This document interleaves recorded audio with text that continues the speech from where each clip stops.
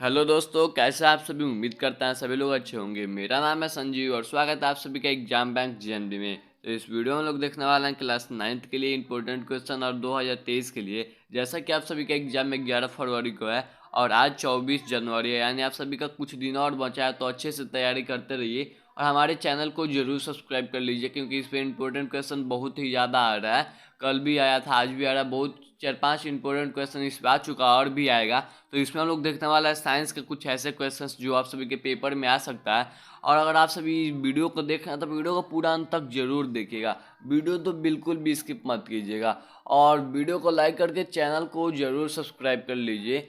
तो अपने दोस्तों के पास शेयर कर दीजिएगा कि वो भी देख सके। और जो भी आप इसमें देखेंगे साइंस का क्वेश्चंस, इस वीडियो में लोग देखने वाले हैं, तो जो भी साइंस का क्वेश्चंस देखेंगे अगर आप सभी को जवाब पता होगा तो नीचे कमेंट कर दीजिएगा, या आप सभी को कोई भी डाउट है तो नीचे कमेंट कर दीजिएगा, उसका जवाब जरूर दिया जाएगा। तो चलिए वीडियो को शुरू करते हैं। तो फर्स्ट क्वेश्चन ये रहा आपके स्क्रीन पे, आप इसे सॉल्व करना शुरू कीजिए।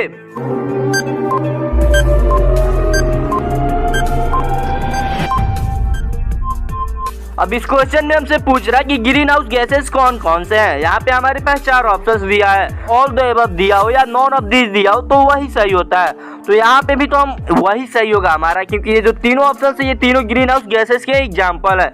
जैसे कि आपको पता है CO2 कार्बन डाइऑक्साइड, ये भी हमारा ग्रीन हाउस गैसेस ही है। और CFC यानी क्लोरोफ्लोरोकार्बन होता है, तो ये हमारा फ्रिज से निकलता है, ये भी हमारा हो गया। और CH4 यानी ये मीथेन गैस होता है, ये भी हमारा ग्रीन हाउस गैसेस का एक उदाहरण है यानी एग्जाम्पल है। तो जो हिंदी मीडियम वाले हैं वो यही लगाएंगे ऊपर के सभी। तो सेकंड क्वेश्चन ये रहा आपके स्क्रीन पे, your time start from now.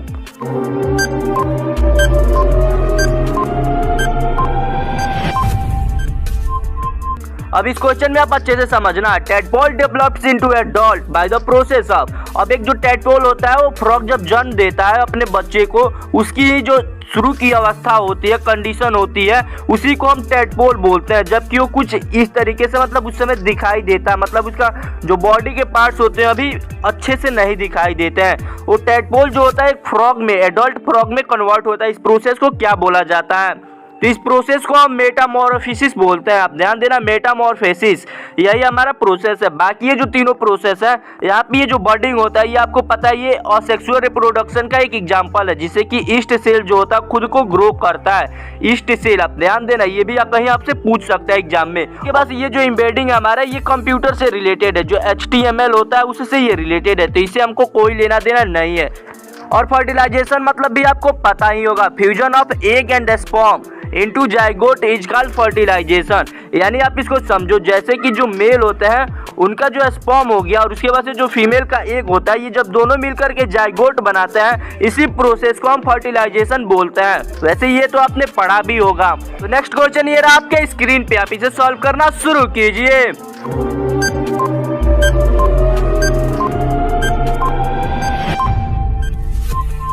अब इस क्वेश्चन में क्या बोल रहा है, एक क्षेत्र में रहने वाले जीव और गैर जीवित यानी जो निर्जीव पदार्थ होते हैं, नॉन लिविंग घटक का एक गठन करते हैं। यानी किस घटक का यहाँ पे एक गठन करते हैं, उनके ग्रुप को क्या बोला जाता है, यानी वो जिस जगह पे रहते हैं उस क्षेत्र को क्या बोला जाता है। यहाँ पे भी थोड़ा हम समझ लेते हैं, living organism and non living components of an area constituted, उसको क्या बोला जाता है। तो यहाँ पे देखो, पहले हमारे पास ये फ्लोरा एंड फौना है, इसको हम पहले गलत काट देते हैं। अब आप बोलोगे क्यों? क्योंकि देखो ये जो फ्लोरा और फौना जो होता है, इसका मतलब होता है, ये फ्लोरा मतलब होता है जब एक किसी पार्टिकुलर एरिया में एक ही तरीके के प्लांट पाए जाते हो, बिल्कुल वैसे ही किसी एक पार्टिकुलर एरिया में प्लांट पाए जाते हो।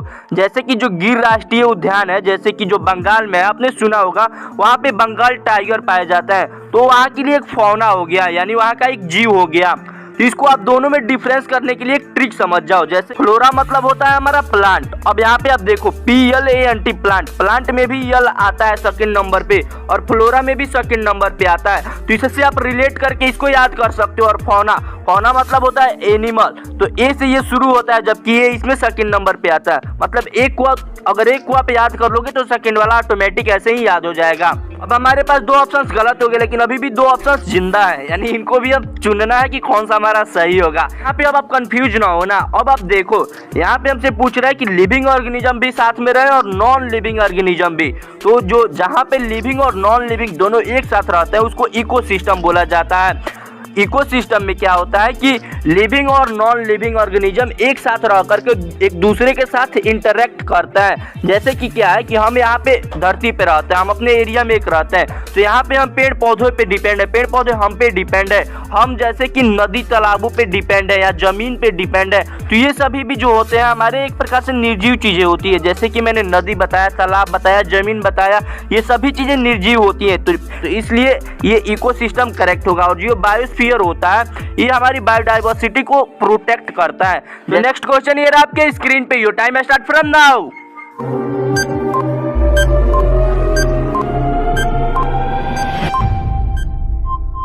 अब इस क्वेश्चन में क्या बोल रहे हैं, काफी इजी क्वेश्चन है, बड़े आसानी से आप इसे सॉल्व कर सकते हो।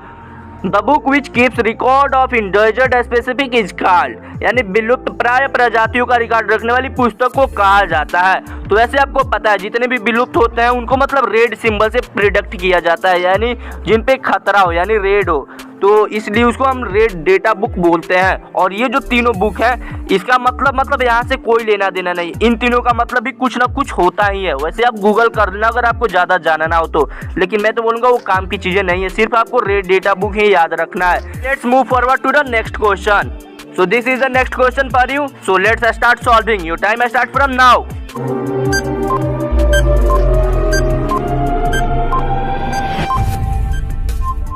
अब इस क्वेश्चन में क्या बोल रहा है आप ध्यान से समझना।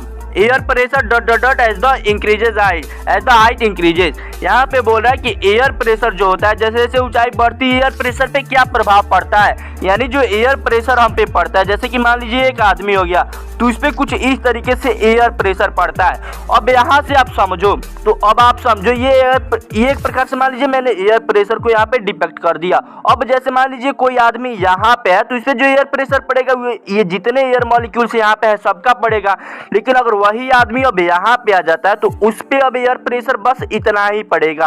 तो अब इतने एरिया में जितने एयर मॉलिक्यूल्स होंगे सिर्फ वही उस पे प्रेशर डालेंगे, तो ये कम मॉलिक्यूल्स है तो ये कम प्रेशर डालेंगे। यानी यहाँ से हमें ये पता चलता है कि जब हाइट बढ़ता है तो जो एयर प्रेशर होता है वो डिक्रीज होता है, यानी कम हो जाता है। तो इस तरीके से ऑप्शन सेकेंड हमारा सही हो जाएगा, यानी जब वायु दाब जैसे जैसे ऊंचाई बढ़ता है वैसे वैसे कम हो जाता है। So let's move forward to the next question. So this is the next question for you. So let's start solving. Your time start from now.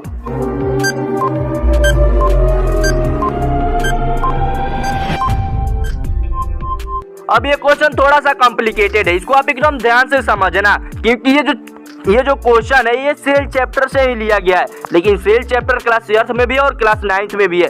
तो इस चैप्टर को मैं आपसे यही बोलूंगा कि आप डायरेक्ट क्लास 9 से पढ़ना, क्योंकि क्लास 9 में आप जो चीजें पढ़ोगे वो क्या होगा कि क्लास 8 भी आप पूरा अच्छे से पढ़ लोगे और प्लस एक्स्ट्रा जो दिया है क्लास 9 में वो भी पढ़ लोगे। अब यहाँ से हमसे पूछा जा रहा है which is the flowing pairs of organelles does not contain DNA. अब यहाँ से हमसे डीएनए से रिलेटेड चीजें पूछा जा रहा है। अब ये जो डीएनए होता है इसको आप अच्छे से समझो। डीएनए मतलब जो होता है, डीएनए हमारे जेनेटिक मटेरियल्स को कंटेन करता है, और ये जब एक जनरेशन से दूसरे जनरेशन तक हमारे जेनेटिक मटेरियल्स को पहुंचाता है। पेरेंट्स का जो हेयर स्टाइल हो गया, आई कलर हो गया, ये सभी चीजें दूसरे बच्चों में आता है, वो सिर्फ डीएनए के कारण ही आता है। अब यहाँ पे आप समझो जो डीएनए होता है वो मेनली 3 चीजों में ही पाया जाता है, माइटोकॉन्ड्रिया, न्यूक्लियस और हमारा क्लोरोप्लास्ट। सिर्फ इन्हीं 3 चीजों में हमारा डीएनए पाया जाता है। इसको आप हमेशा ध्यान में रखना है। लेकिन हमसे यहाँ पे पूछा गया है कि नॉट कंटेन, यहाँ पे हमको ध्यान देना है आपकी नॉट पूछा गया है। तो हमारा जो आंसर होगा वो मैं सीधे आपको बता दे रहा हूँ। तो हमारा जो आंसर होगा वो सेकेंड वाला होगा, लाइसोसोम एंड वैक्यूओलस। अब आप पूछोगे क्यों? क्योंकि मैंने आपको बताया था कि माइटोकॉन्ड्रिया में पाया जाता है, जबकि लाइसोसोम में नहीं पाया जाता है, लेकिन माइटोकॉन्ड्रिया में पाया जाता है। तो इसलिए यहाँ पे हमारा ये पेयर नहीं बन पाएगा। वैसे ही क्लोरोप्लास्ट में भी पाया जाता है, तो ये भी हमारा पेयर नहीं बन पाएगा। लेकिन यहाँ पे फिर से हमारे पास है एनी यानी न्यूक्लियर इन्वॉल्व एंड माइटोकॉन्ड्रिया, तो माइटोकॉन्ड्रिया में भी फिर पाया जाता है। तो इस तरीके से ये तीनों ऑप्शन हमारे गलत हो जाएंगे, लेकिन सेकेंड वाला हमारा सही होगा। तो यहाँ पे थोड़ा इन दोनों के बारे में मैं आपको बता दूं। लाइसोसोम एंड वैक्यूओलस जो है ये हमारे ईआर के पार्ट होते हैं। अब इसको आप समझना, एंडोप्लाज्मिक रेटिकुलम, मैं हिंदी में नहीं पढ़ा हूँ तो आप हिंदी में हो तो थोड़ा सर्च कर लेना, एंडोप्लाज्मिक रेटिकुलम। तो एंडोप्लाज्मिक रेटिकुलम के मेनली 3 पार्ट होते हैं, इसको भी आप समझ लो, लाइसोसोम, वैक्यूलस और एक और पार्ट होता है जिसको कि हम गोल्जी बॉडी बोलते हैं, गोल्जी बॉडी। तो इसलिए मैं आपसे यही बोलूंगा कि आप सेल चैप्टर डायरेक्ट 9 से पढ़ लेना। तो आज के लिए बस इतना है। अगर वीडियो अच्छा लगा हो तो वीडियो को लाइक अभी तक नहीं किया है तो लाइक कर लीजिएगा, और चैनल को तो जरूर सब्सक्राइब कर लीजिए। तो फिर मिलता है कभी और किसी और वीडियो में, तब तक के लिए जय हिंद।